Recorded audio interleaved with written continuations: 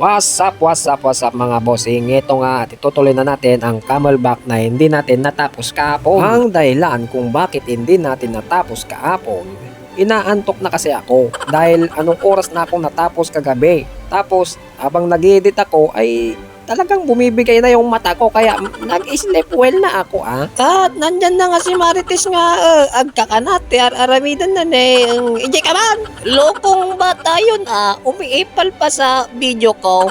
Pero wag kayong mag-alala dahil itutuloy natin ngayon for today's video. Susukatan natin ang camelback seat na hindi natin natapos kahapon. Speaking sa tapos na yan, eto na nga si Kolokoy natapos na kaya uuwi na siya sa Ramos, Tarlac City. Shout out sa mga taga Ramos dyan. Pa-follow naman. At yan na nga. At tapos ko nang nabakat ang pattern sa mismong leather na gagamitin para gawin nating seat cover. Pero bago natin pagdugtugtungin yan, lalapang muna tayo mga best. Kaya di na nagpatumpik-tumpik ang Shokoy natin na magugas ng kamay kasi agkamot tayo. At yan na nga, finger na niya. Ang ulam natin for today's video ay crispy George. At may inlambong na kamote. Sausawan At dahil parang nilamutak na ang sausawan natin, gagawa tayo ng panibago. At ang gagamitin nating mga special ingredient ay Nescafe Vinegar. Ayan may labuyo pa. Sinlaki ng notes mo. Ilagay sa platito. Tsaka mo haluan ng bagoong na stick Kasi pag stick yung lalagyan niya Tsaka dapat 3 kutsara lang. 1, 2, 3.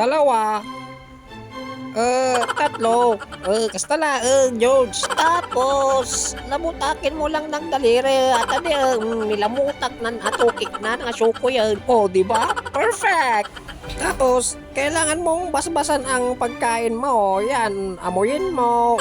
Ibang kita naghimasya. Tapos, kumuha ka ng inlambong nga kamote. Ibarsa mo. Nagadulakin nga mo na yan. Mga gagit din. At ayan na nga. At puro tinik lang talaga ang tinira ni Shokoy. At eto na nga.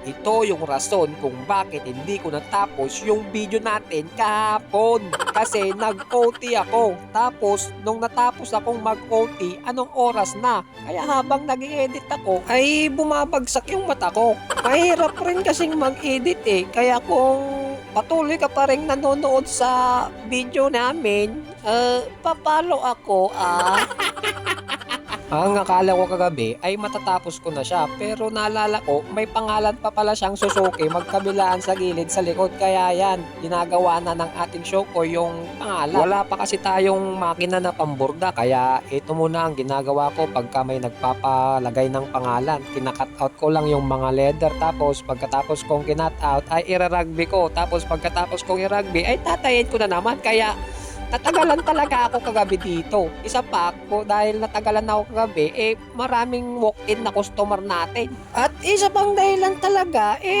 wala kasi si Kwarog namatay kasi yung lolo niya, kaya pumunta siya sa Ilocos. Kapag may nagpapatabas, ay ako ang magtatabas. Pag may magpapakabit, ako ang magpapakabit. Pagka may magpapatay, ako ulit ang magtay.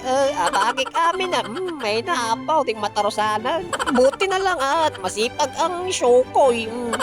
Shokoy, Kulukoy, kakanat ka, narog, agawit kan. Kaya ito na nga at natapos ko na, pero suso, saan yung ay, di JJK, akala ko suso ng best. Pala. Yun, tapos na natin tong ginapit-gupit nating pangalan ng Suzuki.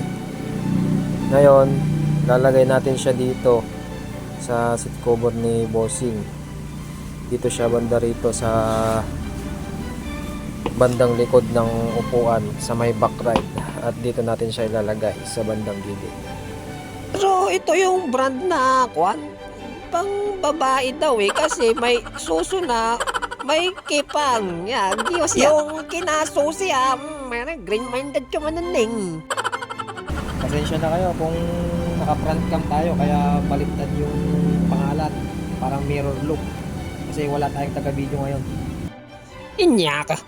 Amuda na kitang Shukoy. Alam na nila yan, Shukoy. Kasi, ay, ano bang tingin mo sa amin? Ignorante, ha? Bale, tutuloy ko na lang bukas kasi anong oras na. Bukas na naman. Okay, alright. Alright mga bossing. Update ng Camelback. Ito na po yung update. Bale, tapos ko na pong tayin pala kagabi. Bale, ang gagawin na lang natin ngayon ay tatayin natin tong pangalan niya.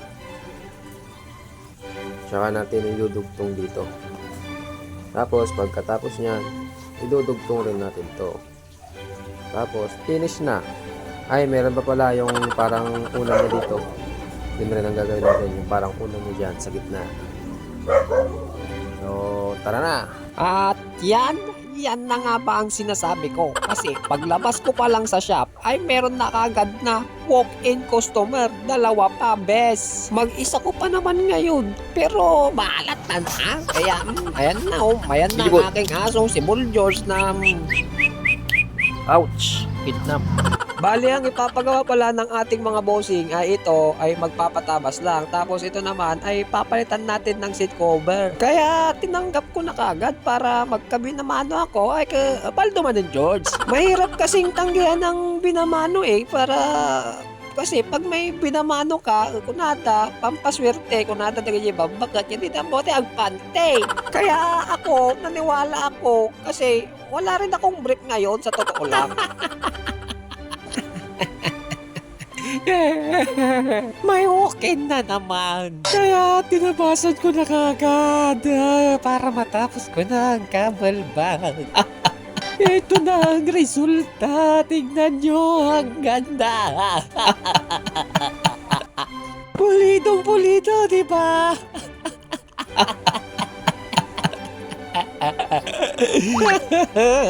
Wala akong masabi. Meron na naman. Ito pala ang gagamitin nating seat cover. EPR na binili sa Shopee at may tikita pang vlog. Yan na. Wow. Ito na rin yung Camelback. Oh, troll. Bye-bye.